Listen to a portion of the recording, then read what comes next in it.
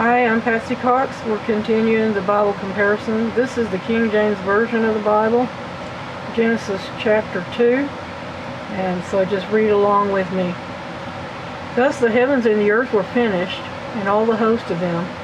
And on the seventh day God ended his work which he had made, and he rested on the seventh day from all his work which he had made. And God blessed the seventh day and sanctifieth it, because that in it he had rested from all his work which God created and made. These are the generations of the heavens and of the earth when they were created, in the day that the Lord God made the earth and the heavens. And every plant of the field before it was in the earth, and every herb of the field before it grew, for the Lord God had not caused it to rain upon the earth, and there was not a man to till the ground. But there went up a mist from the earth, and watered the whole face of the ground. And the Lord God formed man of the dust of the ground, and breathed into his nostrils the breath of life, and man became a living soul.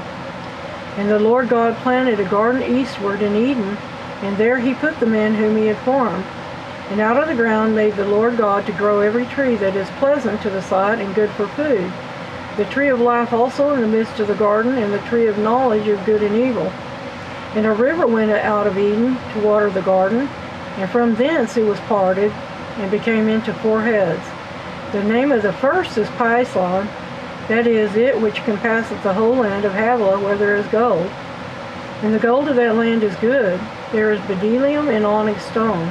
And the name of the second river is Gihon, the same is it that compasseth the whole land of Ethiopia.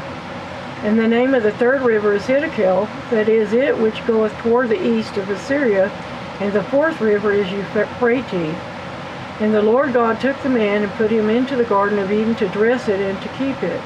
And the Lord God commanded the man, saying, Of every tree of the garden thou mayest freely eat, but the tree of the knowledge of good and evil thou shalt not eat of it, for in the day that thou eatest thereof thou shalt surely die. And the Lord God said, It is not good that the man should be alone. I will make him an helpmeet for him.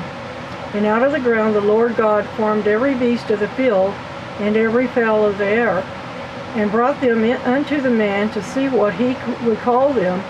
And whatsoever Adam called every living creature, that was the name thereof.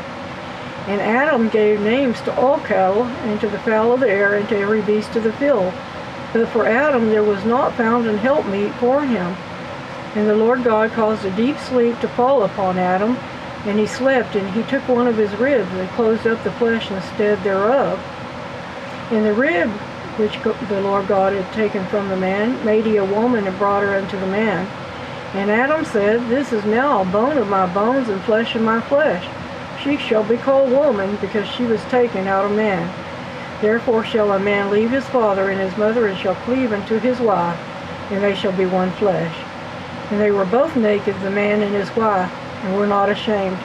End of chapter 2. Notice the King James Version of the Bible deleted God's name, but they put a capital Lord there.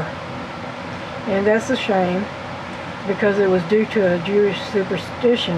And they used to have in the preface of the Bible speaking about why they took God's name out. And that's just sad. But anyway, and it's an injustice to you. We'll continue our Bible comparison. Have a good day. Bye-bye.